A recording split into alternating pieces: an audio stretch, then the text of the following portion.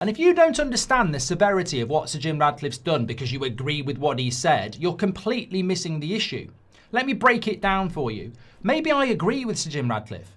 Maybe I agree that there's too much immigration in the UK and it's killing the economy and there's too much going on. Maybe I agree with it. Maybe I don't. Maybe I agree with people putting up flags, right? Okay, maybe I do. Maybe I don't. Maybe I think the flags are ridiculous. Maybe I think there's not a problem with immigration. The point is, it doesn't matter whether I agree with it or not, because he runs Manchester United Football Club. And my politics and his politics should not be utilised by his ownership of Manchester United. It's not about being left-wing, right-wing or sat in the centre. My politics mean nothing. Your politics mean nothing. His politics mean nothing. This is Manchester United Football Club and we're being politicised. So it doesn't matter whether you agree or disagree with it. I mean, I look at the news this morning. You've got lefties being rolled out saying it's a disgrace and this, that and the other. You've got righties coming out going, he's absolutely spot on. And I think, get out of my football club. This is not what Manchester United should be for. You should not be using Manchester United to further your political arguments. If you want to do that, resign and go and join Reform or Labour or whoever you want to join. This is not a political animal. This is a football club. And what people don't understand is it doesn't matter whether you agree with him or not. You're being played. You're being played. You're being politicised by a man who's meant to be changing the football side of Manchester United and is failing and sits there in an interview saying he thinks he's doing a good job and then tells us about his political beliefs in relation to immigration. What's he going to tell us tomorrow? What he thinks about the death penalty? You know, what does he think about overcrowding in prisons? Should we take everybody and drop them on an island in the middle of the Atlantic? I mean, maybe I agree with that. Maybe I don't. But the point is, you don't politicise Manchester United. It's incredible that he's done that. And also, is Manchester United not meant to be about inclusivity? Wherever you are in the world, whatever time you get up in the game, wherever you come from, Manchester United support our football club. We're a club about inclusivity. Well, not anymore.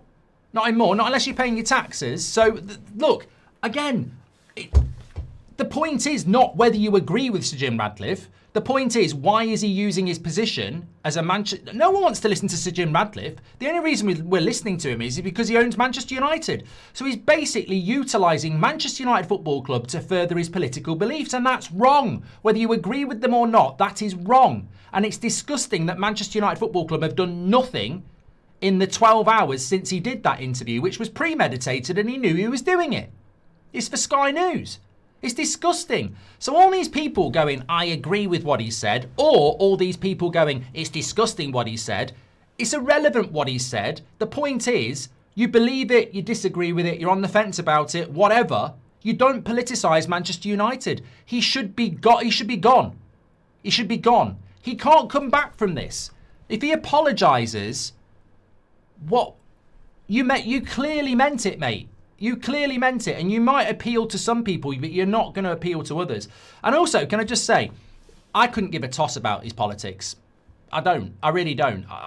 I'm not bothered about his politics. They don't really bother me. I'm not like there screaming and shouting he shouldn't say it, and I'm not screaming and shouting saying he should have said it. But what I will say is, when people are using it for political points, because we've got Keir Starmer, the Prime Minister of the UK, and we've got Andy Burnham coming out, and they're saying it's a disgrace. They've done plenty of things that are a disgrace as well. I'm not interested in politicians scoring political points. There's a massive regeneration project that's going to get Old Trafford knocked down, and this government and Andy Burnham are part of that project.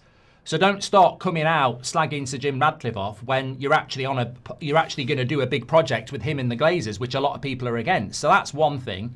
And also, when he talks about immigration, let's get real. I've seen people listing off Lenny Yoro, Martinez, Bruno Fernandes. Come on. He's not talking about that, is he? He's not, though. He's not talking about that. He's talking about mass immigration into the UK where people aren't paying benefits and the system is paying for them. That's what he's talking about. He shouldn't be doing that, because he's Man United's partial owner and he's here to talk about football. He's not here to be political. If he wants to do that, he shouldn't be Man United. But this is what I mean. If you agree with him, the people that don't agree with him are going to come up with silly arguments as well. And this is why he shouldn't have said it, because he's politicising Manchester United. You can't just sit there online going, I agree with him, because other people are going to twist his words and make him look like the next Hitler. Like, so this is what I mean. It makes absolutely no sense what he's done. None at all.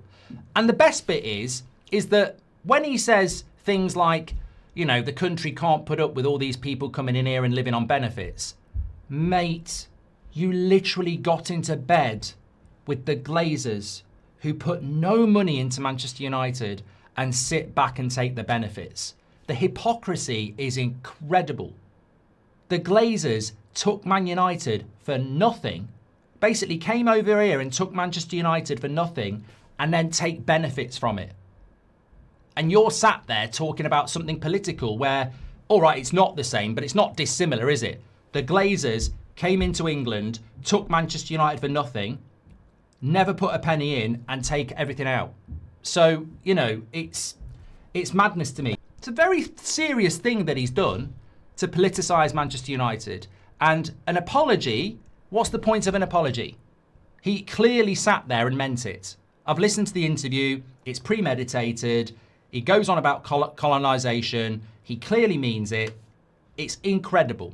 If this was Arsenal's owner or an owner of another football club, I would go, wow, what the hell are you doing? Comparing Manchester United and immigration. Like, what are you doing as a Manchester United owner sitting and doing stuff like that? It's incredible. So there should be a statement from Manchester United.